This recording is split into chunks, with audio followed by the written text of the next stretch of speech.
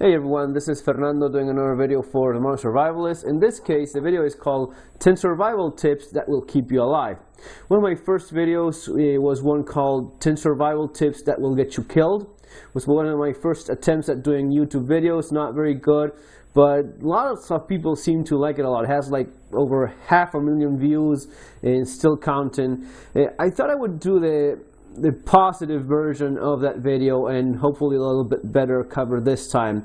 It's gonna be no doubt longer video, so have a little bit of patience, but I guarantee that you will learn something new today. So yes, it's one of those videos in which you really want to watch because you will learn a thing or two, no doubt. 10 survival tips that will keep you alive. Number one, your mentality goes without saying. We all pretty much understand that mindset, the mentality you have, is key to any survival situation. Doesn't matter if it's survival in a natural disaster, if it's getting through smaller inconveniences of life, if it's getting through hardships that may last through years, such as the case of an economic collapse, a social and political collapse in your country where everything... someone asked me the other day about what it's like an economic collapse, going through one, if it's like constant looting on the streets and madness and Mad Max and zombies. I simply, trying to keep it short, because after answering the same question 1,000 times, you kind of get the hang of it. It's basically the same thing as you already know, only worse. You already know what it's like in your normal life. Now imagine having twice the amount of unemployment, prices doubling from one day to the other, which it's something that we've actually seen in cases such as the one we went through in Argentina, with inflation doubling the prices of food products overnight. Just imagine for that. For a second, please imagine what it would be like for you if tomorrow you go to Walmart and you check those prices. You pick up a box of cereals and it used to be $2, now it's $4. It used to be $1, now it's $2. Everything doubling, even tripling in some cases after just a week. Basically, that means that you're suddenly poor. The amount of money you're making, if you're lucky enough to have a job, suppose you have a job, but all of a sudden you become poor. You're used to being, I'm middle class, I get by okay, give or take, can't brag about anything, but I'm doing fine. All of a sudden you're not fine anymore, you're just poor. And that isn't easy. You have to adapt the way in which you view things, especially if you've become the kind of person that takes pleasure in just plain and simple buying stuff.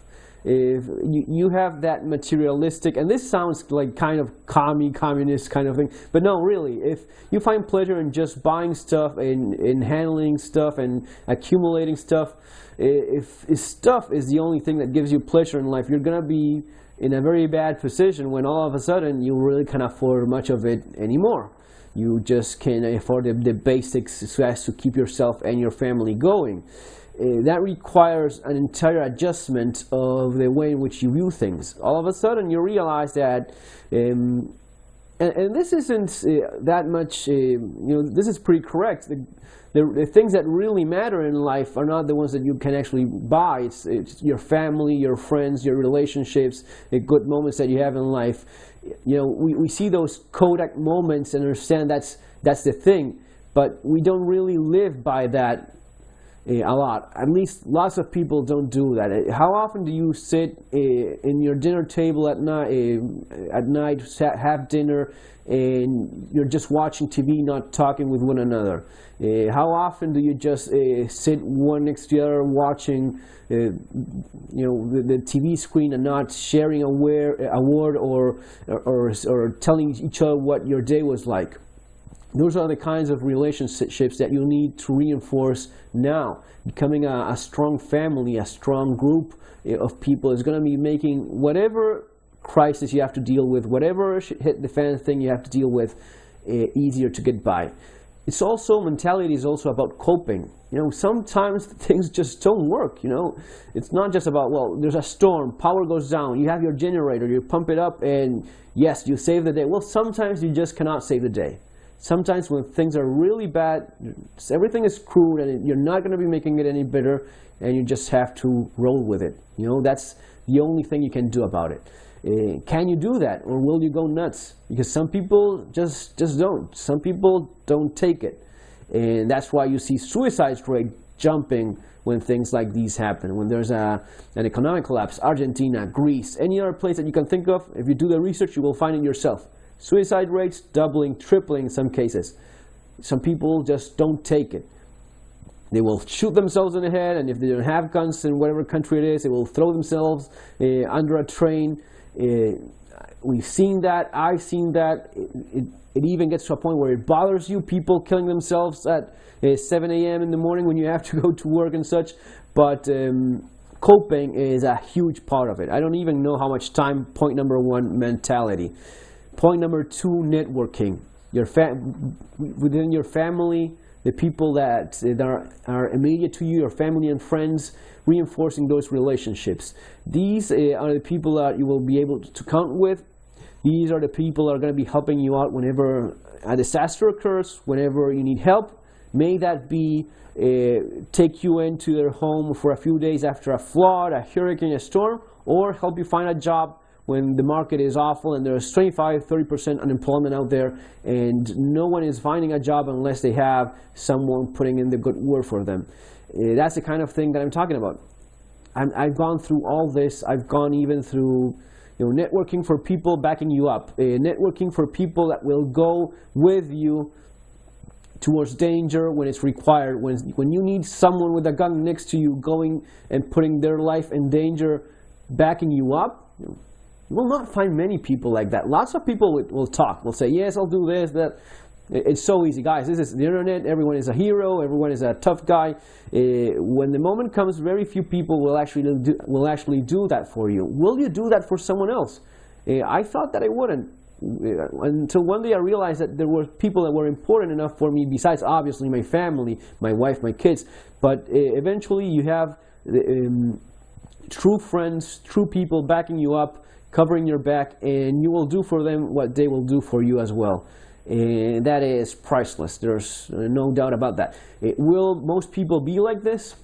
I've said it 1,000 times. Of 100 people will come by, count yourself lucky if you find one single person that will live up to these expectations. Most of the time, no. That's really why lots of these things about forming survival groups, survival compounds, and everyone, it's all wishful thinking, guys. It's not something that is going to be working. Why? Because of simple human nature. People want different things.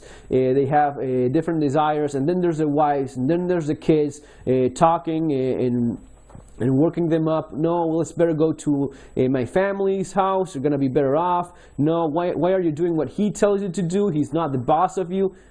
It doesn't work. You will not have 10 guys, 10 families living under your roof, and you can commanding them on what it is that they're going to be doing every single day of their lives. It just does not work that way. That's why sometimes there's quite a bit of a difference between fantasy and real survival, real preparedness, how things go down for real when they occur. History is a great teacher.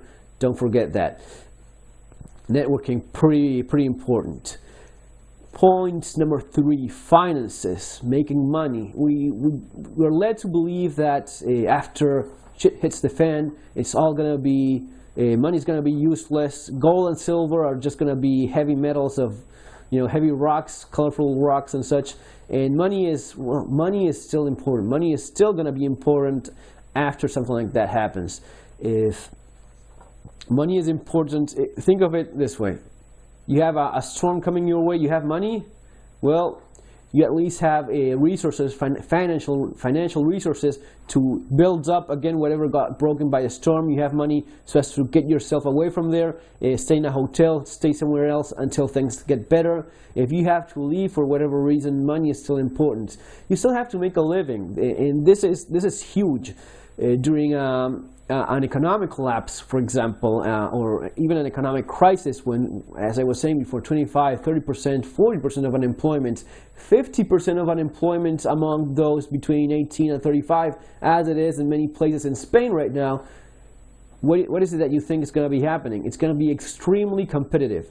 If you have skills that you can sell, it's going to be a huge asset for you. You still have to make a living. You still have to make an income, because no matter how many supplies you have, how many toys you have, how many food you have stocked up, if you don't have a stream of income, then you're out of luck, and then you are your time is running up. Okay, until you run out of those supplies. Supplies, great. We're gonna be talking about food here in a second. But let's suppose you have a year worth of food. After that year worth of food runs out, what is it that you're gonna be doing? Well, I'm gonna be planting the seeds I'm having. And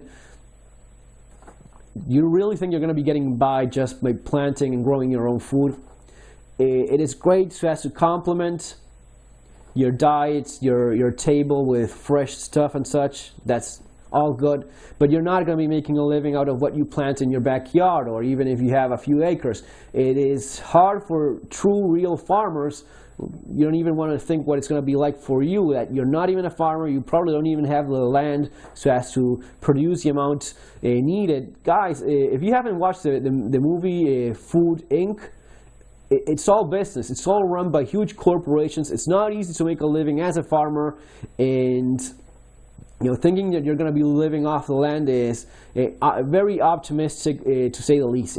Let's not even get to the point of you running into the wild to the nearest national park and living out of what you scavenge and collect from nature and such. It's really not realistic. You have to have an income. You can make it yourself. You can work for someone else.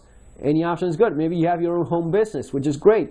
That would be ideal in a circumstance like this, where people are getting fired left and right.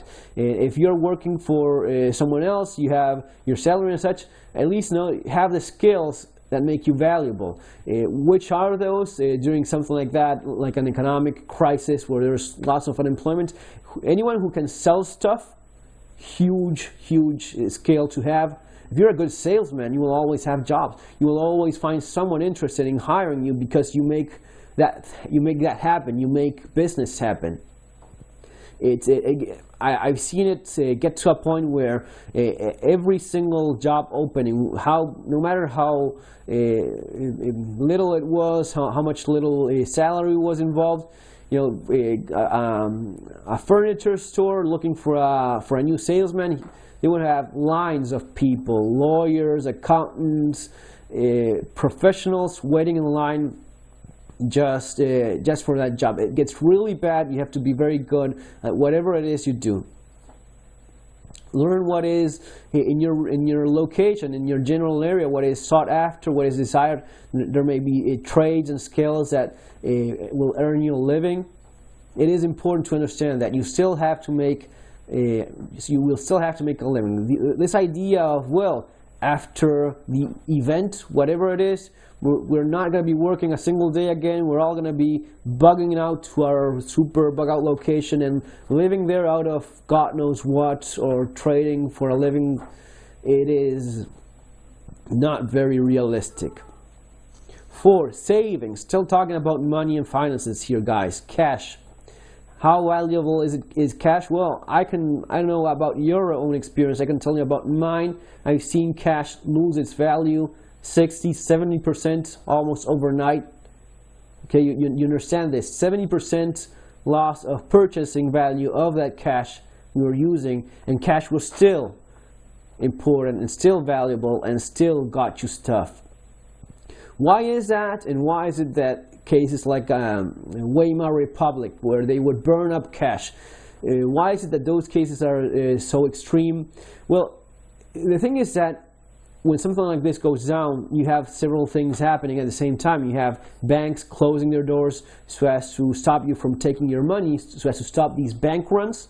When everyone goes to a bank at the same time, tries to take the money out, banks generally have like 10-15% tops of cash from the people that actually have deposits there. There's no bank in the world has enough cash to close all accounts at the same time. So when a bank run like this happens, generally bank holidays are declared. They close the doors, and that's that.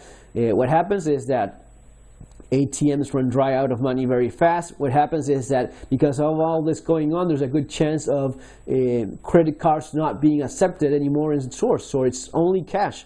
You will see this happening if you're ever unfortunate enough to see something like this happening in your home country. You will see stores closing. You will see lack of restocking until further notice in terms of learning about the new prices of stuff.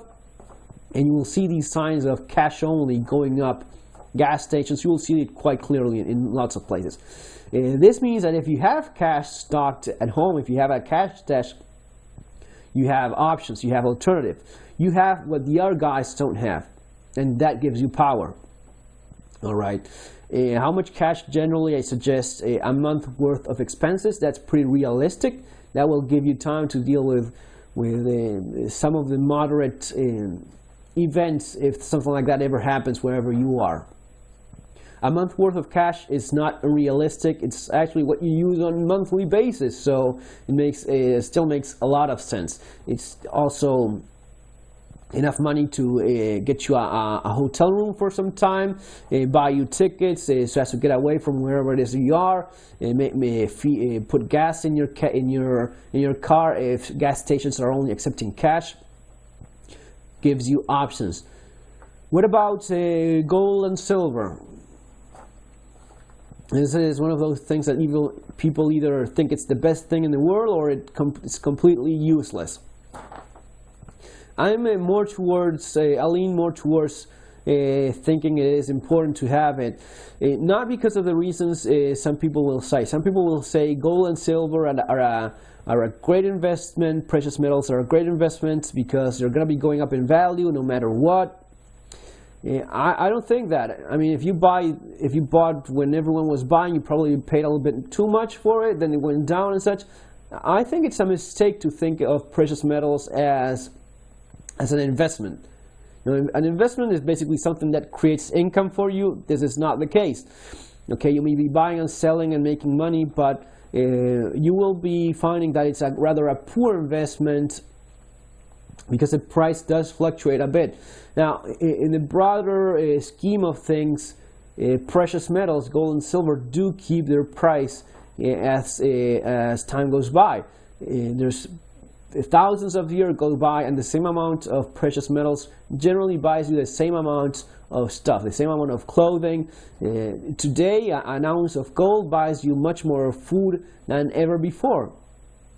So if you think of it that way, yes, it's important to have at least some of your savings, some of your money in precious metals. How much? It's pretty much up to you. And think of it this way. It's basically like a time machine. If something goes down wherever it is you are, your currency loses 90% of its value. Gold and silver will not lose it along with the fiat currency. That's simply the way it works, especially because it's considered a shelter during bad times. It even spikes beyond its realistic purchasing value. So whatever it is that you have in gold and silver, when an economy collapses fully, that's going to be safe. That's going to be safe from all the crap going on in terms of the fiat currency, in terms of the banks closing. Now, this has to be actual physical precious metals in your control. Is it the best investment there is? Absolutely not. Is it the best, like a currency where you buy and sell it and lose little? No. When you buy and sell gold, you usually lose quite a bit of your money in that transaction. So think of it of the kind of thing that you put aside for a worst case scenario, and hopefully you never touch that. Hopefully it's something that the day you die, your kids, your grandkids find it and say, thanks grandpa for the stash of gold you left behind. Point number 5, food, of course, yes. You need food. You're always going to be needing it no matter what. You lose your job, you still have to put food on the table. You evacuate because of a disaster, you still have to eat the following day. And food it goes without saying that it's of great importance. What kind of food? Hopefully the food that you eat.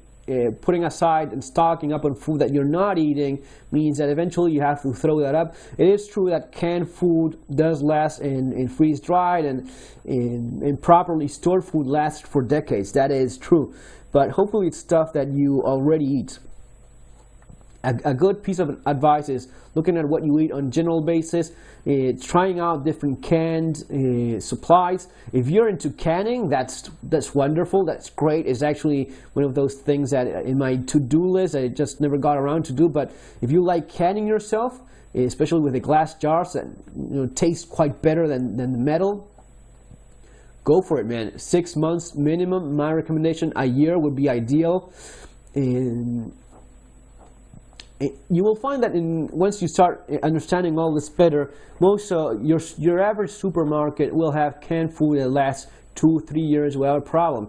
If you like tuna, for example, it does last for a very long time. Canned vegetables, canned tomato sauce, and yeah. What about water? Water is one of those things that some people don't quite understand at some point. They think that water is basically about either having just a filter or having a water purifying tablets, but they fail to see that you also need to have actual water. All right, any kind of disaster, any kind of emergency, no matter what, you always need water. I'm needing water right now and trying to not stop doing this video right now. You always need water. Not just, you actually need the physical water stocked, not just think, okay, I have a pond 2 miles down the road. No, in your house, bottles of water. How much? Well, it depends how much you want to live when you don't have any water anymore and your tap water runs out or it's not working. It's pretty mind-blowing when you turn the tap, nothing comes out. So you say, okay, no big deal. After a couple of hours, you will want to wash your hands and you will not have water. Then you will want to have a drink and there's no water. Water is the worst thing to be without. Believe me, trust me. Yeah. Then there's the thing about as infrastructure starts failing and everything. Remember what I said first about everything being crappier? It's the same thing as now, but just crappier and worse in general. Well, it's the same thing here. It's your tap water, you may still have it, but the quality, because of everything going on, quality may not be as good. Okay? That means that you still have tap water, you're still paying your water bill, but you actually have to purify that water that comes through the pipe. That was what happened to us in Argentina ourselves. I had little money. I had very little money to get by, and still, I had to save up and buy a water purifier, a water filter that makes that water safe to drink. I did it myself. Lots of people were in that same position. A water filter is definitely a must-have in your preparedness supplies. You just need it. If the water you have, the thing with water, it becomes very bulky very fast, especially if you're in a small place. In an apartment, in a condo, you will not have enough space so as to have all the water you need. Even if you have a big house, you can just put aside so much water. You actually need a way of purifying it, whatever water you can buy later on. So a water filter is critical. The best water filter, I would recommend the Berkey filter from the Berkey guy. It's Directive 21 Jeff. He's the guy in terms of Berkey. He's all over the place. He's actually, I know him. He's a great guy, a good friend. And if you need to buy a water filter, which definitely you do, that's a guy to go to. You're gonna be I've used mine for years. It's too bad I didn't know Jeff back then. he could have helped me out back in those troubled days. Yeah, I just got by with an ordinary filter, and you had to change the little cups, the little pre-filter and such. But at least I had one. it's one of those things that you just need. You need to have ways of filtering water besides actually having physical water for at least a couple of days, a couple of weeks at the very least. A gallon of water per person. That's basically what you need, and that's not taking into account a bath that you may want to take every once in a while. 6. Self-defense. It's again, it's one of those things that I just keep seeing that people don't quite grasp the notion of what it is like. Whenever I see this in on the internet, people talking, you say self-defense, firearms, and you say disaster, shit hit the fan, or preparedness, and there's just piles of guns that I love guns. I'm a firearms instructor. I own a number of guns. I've taken pretty much classes on everything you could think of, but you have to understand one thing. Self-defense is basically going to be reduced to you and the sidearm you have with you, the handgun you have with you whenever an event happens, whenever you're attacked, whenever you're in trouble. It is not about having a backpack full of magazines, a rifle, and yes, do have the rifle in your house, do have the magazines. Now, don't make the mistake of thinking that's the kind of thing you're going to be using when there's trouble. It is not. If you ever have to defend yourself, it is going to be your handgun, if you have a concealed carry license and actually carry your gun on a daily basis. If you don't carry your gun on a daily basis, you will not have the weapon with you when you need it. All right, so you see this all the time. Yes, this is my shit hit the fan or survival pack, and here I have my rifle and magazines. That's all wonderful, that's all great, but that's not what you're going to be using. What you're going to be using is when you're walking back from the supermarket and the Walmart, you're walking across the parking lot, they're going to be jumping on you. Going to be 2 or 3 guys coming at you, and hopefully you've seen them coming so as to draw and not be already at gunpoint with 3 guns trained on you and you just being out of luck. Hopefully you will see that before it happens. It's going to be you going back home after work, 8 p.m. you arrive, you get home, you maybe got stuck in traffic on a roadblock because of protests, because of all the crap going on in the country where you are, and you're tired. You had a drive that would typically take 30 minutes, all of a sudden it's taking 1 hour, 2 hours when there's a protest going on. You get home tired, you open the door of your car, you get out, boom, there they go. That's how it goes down. It's not like, oh, shit hit the fan has been declared. We all go get our rifles and walk. You're not going to be taking your rifle to work. You're not going to be taking it to the office. You're not going to be taking it to wherever it is that you go on a daily basis in your daily activities, in your work and such. The only thing you will have with you is your handgun. What does this mean? That you don't want that handgun to be a crappy little pocket gun that you've never taken it to a single class, you've never used it for anything other than a little bit of plinking. If that gun that you have, that pocket gun, whatever it is, you're taking it to every single class, then yes, then do carry that. The truth is, people don't use those guns in these classes. When you go to any defensive shooting class, you see Glocks, you see full-size pistols. What sense does it make to practice with a Glock 17 and then carry a subcompact, tiny little thing that you've never trained with, or you hardly ever use it for a little bit of? Yes, you can do some drills and hit whatever it is. You have to, the saying about the guy that only has one gun, that's the guy you have to be careful about. It is true. The handgun shooting is hard enough as it is. Defensive shooting is already hard enough as it is. If you add that the surprise factor is turned against you, then you're going to be outnumbered.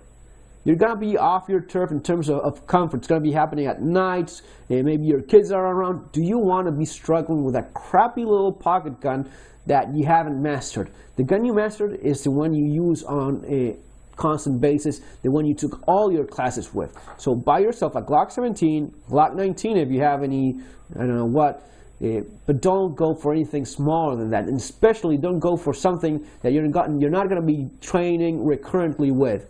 It has to be the gun with which you take all your classes, all right? And when you take a rifle class, it's the gun that's going to be at your side as well. Hopefully carry as you would carry it on the street, concealed, properly concealed. You have to lift your shirt on the side, draw it that way. The only way in which you become proficient at that is being honest with yourself. Now, if you only want to impress the guys in the range by how fast you shoot, if you only want to get good scores in whatever action sport you're doing, then that's also great. That's great. I mean, it's a great sport and all, but you're not doing things realistically. Think of what you want to train and be honest with yourself in terms of that. So guns, all great. Understand that the handgun, as inaccurate, as low power as it may be, it is going to be the thing you have with you when real trouble comes up. You're not going to be getting your duffel bag full of guns or your backpack full of guns and your harness. And best case scenario is something goes bump in the night, you put on a body armor vest with your gun in it, and you grab a long arm with that you have on your nearby and such. That would be the best case scenario. Worst case scenario is you on the street with whatever you've been responsible enough so as to carry on daily basis. You have no excuse. If you my friend watching this, you're an American, you live in a state where you have you still enjoy the privilege of having a concealed carry license and have the privilege, is still the rare privilege in this world as it is today, to be able to carry every single day, and you don't exercise that right you have, then don't complain. Don't come complaining when it's taken away from you. Rights are like muscles. If you don't use them, you lose them. So if you live in a state where you can have a concealed carry license, do get it and do carry every single day. Pray every single night that you never have to use that gun for anything other than classes for training. Which gun? It's going to be a Glock 17 or a Glock 19. If you're a little bit more picky like I am, you may be going for the equivalent of that in a slightly more powerful caliber, like a Glock 31 and 357 SIG, which was what I went with myself. Even if training with Glock 17 is pretty much the same thing, but go with that. Glock 17, Glock 19. Everything else that you could think of, it's not going to be as good as a Glock anyway, so don't even bother.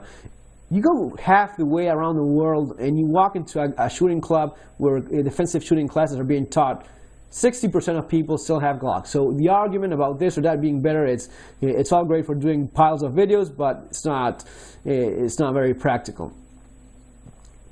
In terms of self-defense, the gun is just one aspect of it. You also have to be responsible yourself.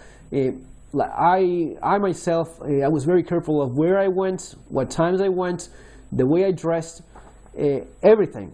I would not have something with brand names on me in Argentina. I would not wear this watch in Argentina. It's too shiny. It looks like something that is not being imported into the country for the last 10 years. If I go with this and catch a train in Argentina with this watch, someone's going to be trying to chop off my arm so as to get it. So it makes no sense. You go with something that looks like black, plasticky looking, doesn't catch that much attention. In Argentina, I would have a G-Shock, a black G-Shock that doesn't look like anything expensive or anything, even though it was kind of a pricey watch, but it didn't look the part of it. Same for brands in terms of clothing. If you look as if you have money, you are going to be getting hit. As things get worse guys in US, you my friend in US watching this, you're going to be seeing a lot of this happening in the coming years. Unfortunately so, man. I mean, let's be honest at this point. You think things are going to be getting better next year from now? No, not a chance in hell. No, you're going to be seeing things getting worse. Crime is going to be getting worse. I put it the other day in my blog, themodernsurvivalist.com, about a break-in, a home invasion. They killed people. That's the kind of thing that's going to be happening more and more and more until you start hearing it happening to your neighbors. It happened to the guy next door, and John that lives over there. It's going to be happening to the people around you, your family, your friends. That's when things get more scary. That's when you think, okay, this is very real, and and still everything goes on the same as before, only worse. Again, the same thing that I said before, same as before, only worse. More crime, the possibility of you getting shot. It's hard. Maybe you are in the downtown area of your city doing whatever it is. Everything looks normal. Everyone is going about their thing, going to work, stores open and such. Suddenly, bam, bam, bam, and someone is down bleeding. And half an hour later, because it's happening in a downtown area, half an hour later, which is fast by third world standards, they pick him up and they leave. And 5 minutes after that, everything is back to normal. Everyone is walking around. And sometimes you see, the guy's dead on the floor, and people walk by him. They just, you blocked yourself mentally because you don't want to watch that. So it's not as if the world is going to be freezing and going on pause because of something like that happening. Everything still goes on, and that guy, he's shot, maybe he's dead. For that guy, it's the end. For that guy, it's as bad as shit hit the fan could possibly get. And for everyone around it, just life goes on. In terms of self-defense as well, it is not only the weapon, it's your mindset and as well your physical abilities. And this is where lots of people don't get it. You have to actually have some proficiency in terms of, with your own hands. If you have nothing, even when using a weapon of some sort, if you end up struggling with someone, you have to know what to do in that case. When it gets to those close quarters, hand-to-hand fighting, you need to have some training so as to fend for yourself. Because if not, it's not about just target shooting, it's fighting. And fighting is the actual important word here. Your attitude as well is going to be important. If you look like a potential victim, you're going to be getting hit more often.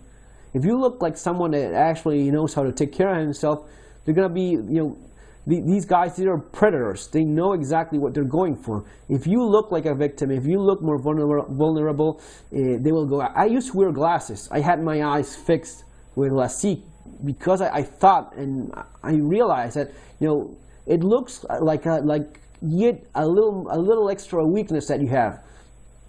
Sounds silly, but these guys are like animals. They smell it, they feel it, they sense it. They are predators, and they're looking for prey. So you don't have to look like that. You don't have to handle yourself like that, your body language. And how is it that you gain a little bit more confidence on yourself and you transmit that to others around you? By actually being capable of doing these things. When you're actually capable of drawing and shooting 3 guys around you, you're going to be projecting that to others. When you're actually able to cut someone up into pieces or hurt someone very fast, if it ever comes to that, you're going to be projecting that. You can bluff to a point, but bluffing only gets you so far. It's much better if you actually have the capabilities of defending yourself for real. It's kind of hard to explain, but that's the best I can do. You have to be capable, and it does take time. We don't have enough time. We don't have enough time to do all the things we'd like to do, but whatever you're going to be doing is better than nothing. If you're going to be doing some boxing, some jiu-jitsu, if you're going to be doing some whatever it is you do, it's better than nothing. If you do it for a few months, it's better than not doing it at all. It's knife fighting classes or stick fighting classes. Those are the kind of things that at least take a few of them so as to know exactly the best ways of handling those tools. Better than not doing anything at all. And we all have work and our things going on, and we don't have enough time as we would like. It happens to me. It happens to me as well. I feel that way lots of times, but you still have to make the effort of finding the time so as to do this for yourself. Besides, it's good for your body anyway. You have to go to the gym and work out because it's good for you anyway. Another key factor on staying healthy and fit for all this that's going down. 7, home security. Your home is much more vulnerable in general than you believe. Most houses have doors that can just be kicked down in a matter of seconds.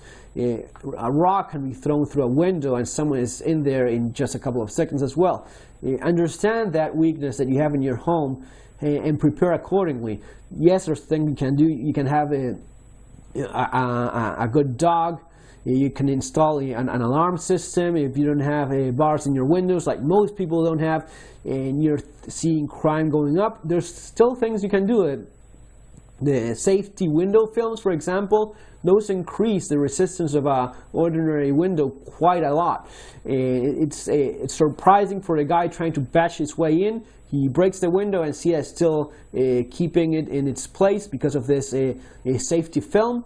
That's going to be making him think twice. That's making him think that things are not going as planned, so he goes looking for something else because time is against him. So there's a number of things you can do, and you definitely have to improve your home security. When things get really bad, home security gets to a point where the house that doesn't have burglar bars and bars on every single window and a safety reinforced metal door, that house gets hit. That was what it was like in Argentina. It was very bad. The level in general was very high, and the house that didn't keep up with that was getting hit. So you want to avoid that as well. Keep an eye on how things are, and you will not build yourself a bunker like something like I would be describing. But at the very least, make your house safer than the guy next door. That, at the very least, means that the guy looking for a potential target sees your house. Well, his house has the alarm, has the big dog barking over there. Yeah, probably I'll be looking for one that doesn't have those things. Now, if everyone has dogs and alarms and you're the only one left with no burglar bars, no gates on the perimeter, then you have to increase yourself so as to not become a victim. Point number 8. Man, this is getting long, but I hope you're liking it. 8. Bartering. Yes, after the event, after the disaster, after shit hit the fan, my survival barter. You're gonna be bartering. I've seen barter myself going on when people have no money. It wasn't that money lost its value, it was that people didn't have it.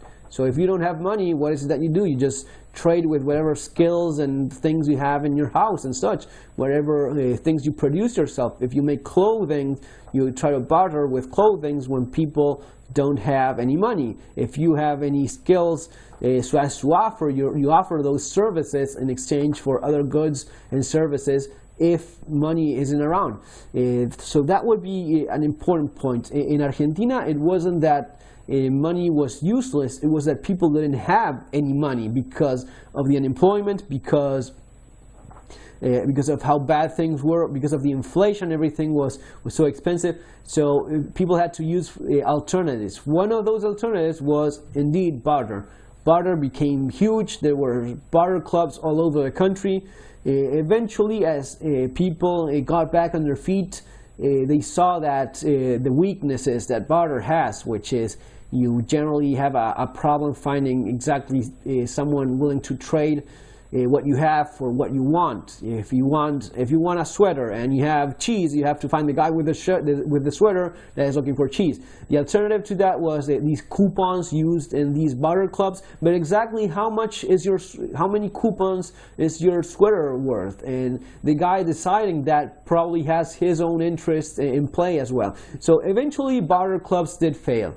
I think there's a few left and here and there, but in general, it failed. Like it has evolved historically. We bartered thousands of years ago, and as soon as a more advanced form of economy it was created, more convenient, we evolved into that. We're not going to be going back into a pure barter system. So yes, of course, in prison, cigarettes are worth a lot, and if you are in a war zone, food, of course, is going to be huge. Same for cigarettes, liquor, medicines. Yes, when you are in these restricted scenarios where everything is breaking out. Now, do you want to be stocking up as of today in US? Do you want to stock up things that were of value in a concentration camp in the Second World War?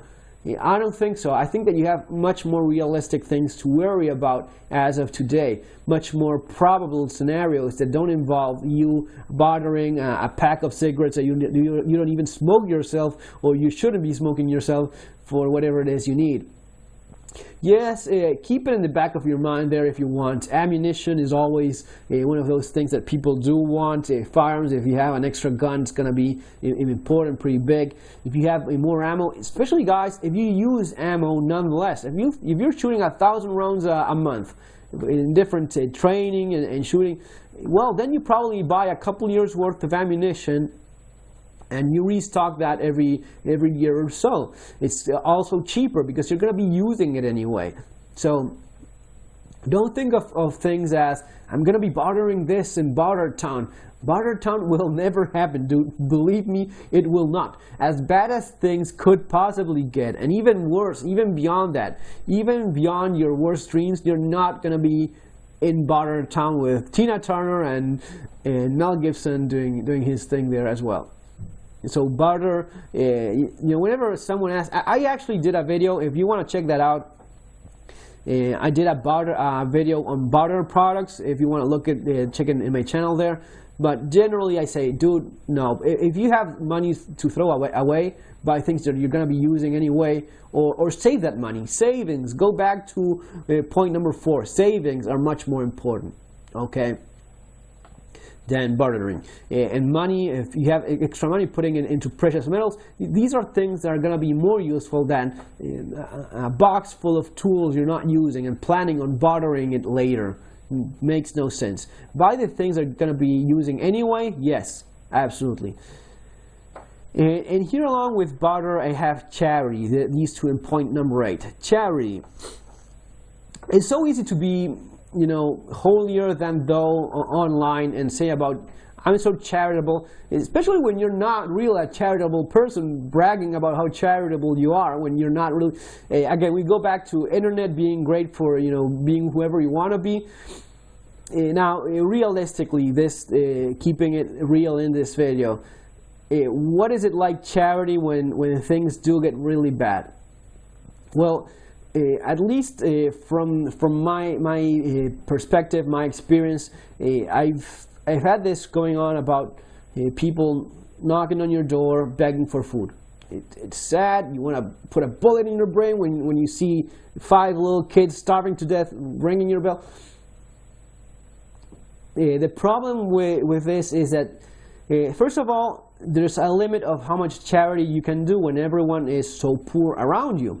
Okay, if you start giving food away from your house, in a country where half the people are actually poor and have, not poor as in America poor, like, oh, I want to have a 40-inch TV and I have a 20-inch one. I'm talking about poor people needing food and not having it. That's what I mean by poor. I mean South American poor, not US poor, dude.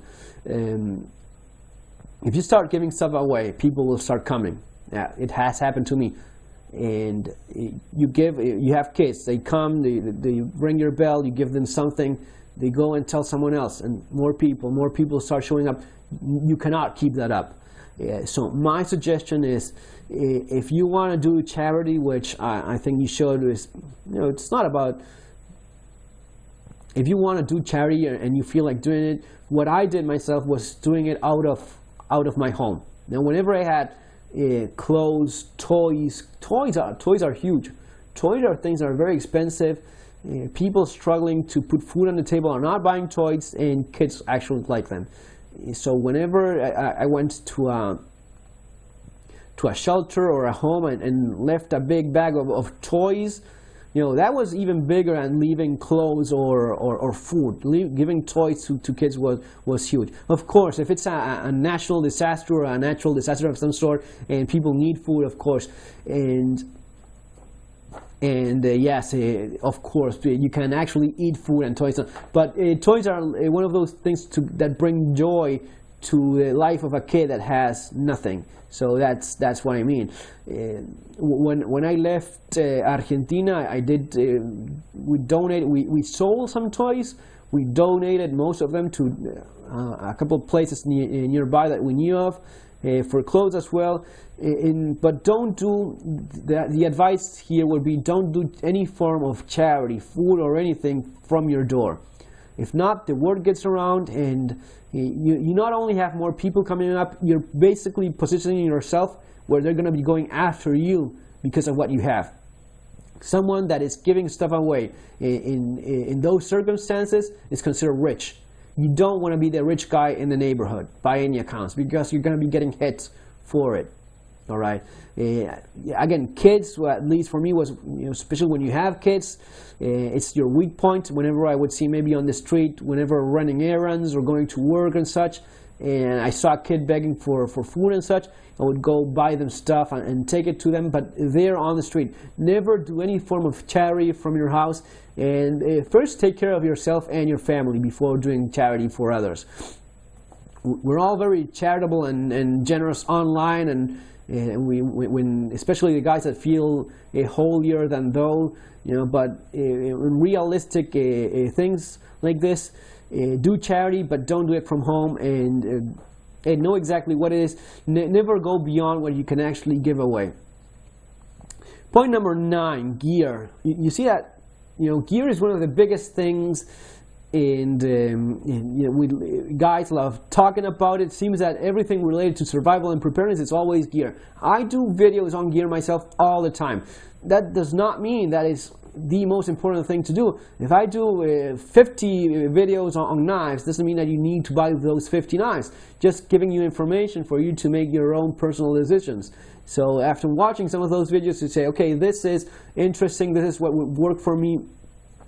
Don't go beyond that. Yet you need to have certain supplies, emergency supplies at home. Your kids, you're a kid in your vehicle as well. Your bug out bag. If about bug out bags, check my bug out bag video. That turned out pretty good, pretty realistic and down to earth. With not, there's lots of these bug out bags proposed that have tons of stuff that you don't actually need for a realistic bug out bag.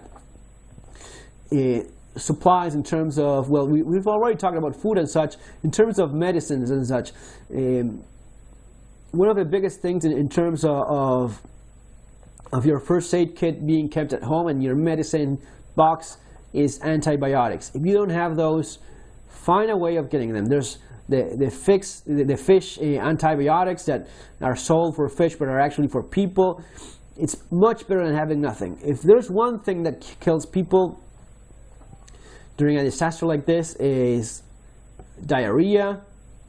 Have a way of stopping diarrhea, and have a way of stopping infections.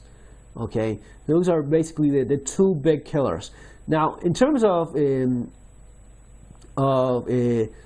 seal locks and that sort of thing, the clotting agents, it's not a solution for everything. But if you actually get shot, you do need that sort of stuff. So I at least myself, I kept in my everyday carry bag seal locks, hemostatic agents for stopping blood loss.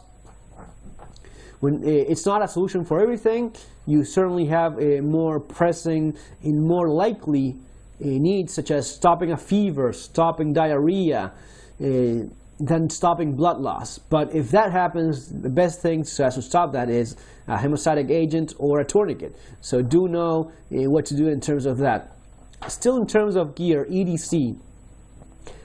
I do a ton of videos on EDC. Why? Because it's back to this philosophy of what you have with you is all you have. If you get stuck in the city, if you get stuck in the subway, if you get hit when in your vehicle, if any incident happens where you're left with whatever you have with you, your everyday carry is going to be very important. That's why so much emphasis on flashlights. Because I've been through so many blackouts and situations where there was no power, that I have a great appreciation. That's why I have, in general, with me not only one, but I have like on daily basis 3 flashlights on me at all times, or at the very least 1 in the pocket and 1 in the keychain. That's because once you've gone through that, you appreciate that sort of thing. Same thing for having a tool, a multi-tool. Whenever you have to fix something on the go and you don't have a reliable safety net or infrastructure helping you out, you are on your own. You're going back there to the top in terms of coping. Your car breaks down, and even though you have AA or whatever assistance service, because of everything going on, they're not able to show up. You may have to fix things yourself. If you get caught somewhere, you may have to evacuate or get out of there yourself, open doors yourself. stuck in a subway, stuck in a train, stuck in a car wreck. There's so many possibilities of you having to deal with things yourself, that those tools you have with you, your flashlight, your knife, your multi-tool, and a lighter, those are things that are precious in those situations, and that's why it's important to have them on a daily basis. In terms of knives, this is the knife that I carried every single day in Argentina. 6-inch cold steel Vaquero Grande. Big knife, yes, but you know what? If you actually needed a knife for defense, this is the kind of knife that you want. It's big, makes big holes, cuts like butter, and people are freaking afraid of it. And not surprisingly so. It's very big. It's intimidating. I had to bring it out once. It did its job, and its job was actually being so intimidated that the people that had looking to rob you, they just go looking elsewhere. Same thing for guns. It's important. Your awareness level is going to be important. If you have a good awareness levels and you see things before they actually get to a point of no return, you can actually do something about it. And it's not a 100% guarantee, but you increase the odds of de-escalating things before they get worse. So you draw your gun, you draw your knife, you're actually better prepared for whatever their intentions are. They may go away sooner than if you wait until the last moment when there's no other chance but to stop them any way you can. That's pretty important as well.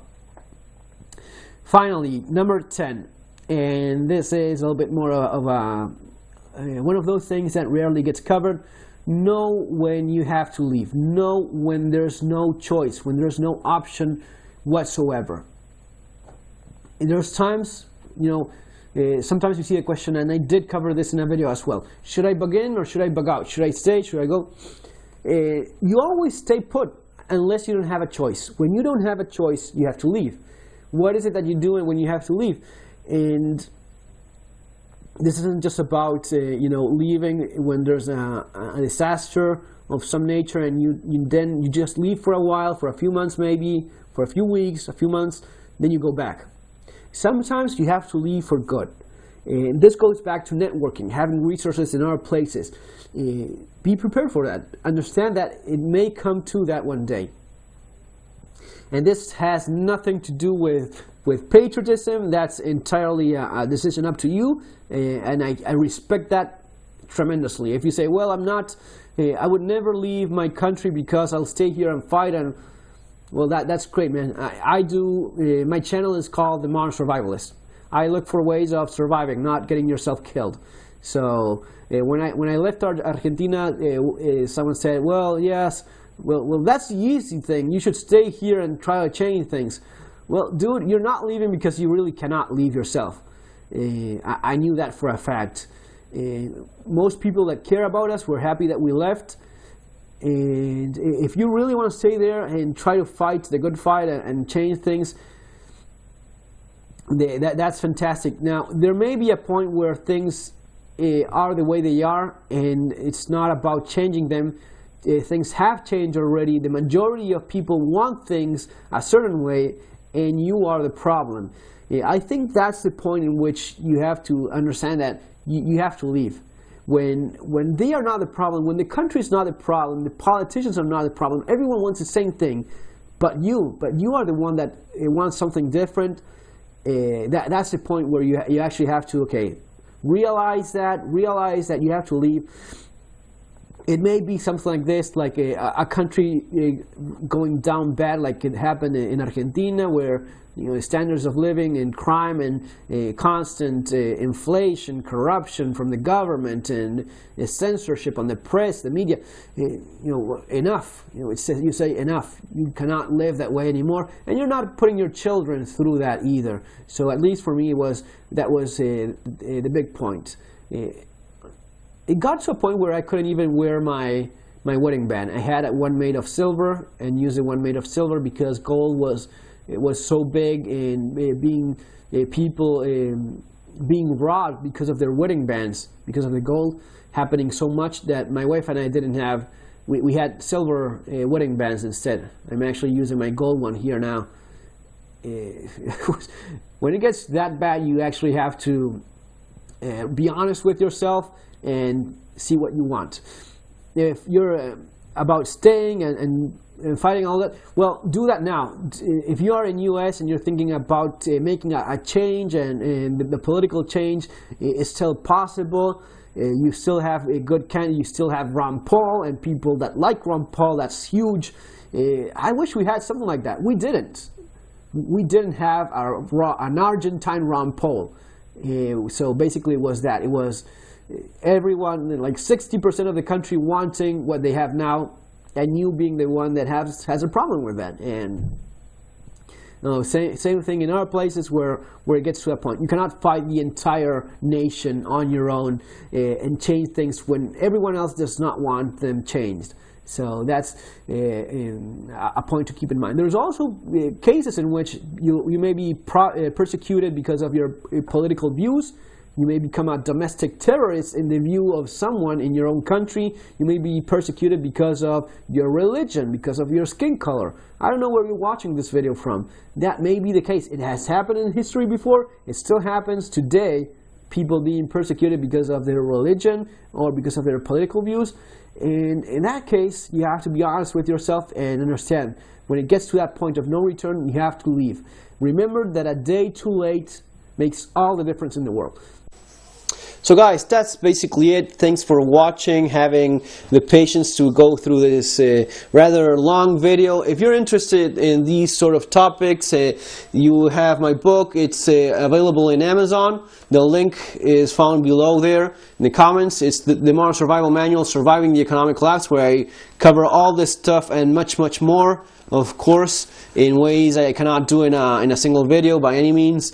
And if you like this video, share it with your friends, with like-minded people that may find it interesting. Of course, subscribe yourself to the channel. There's more stuff coming up. Thanks for your patience. Take care. Have a great day. See you in our next video.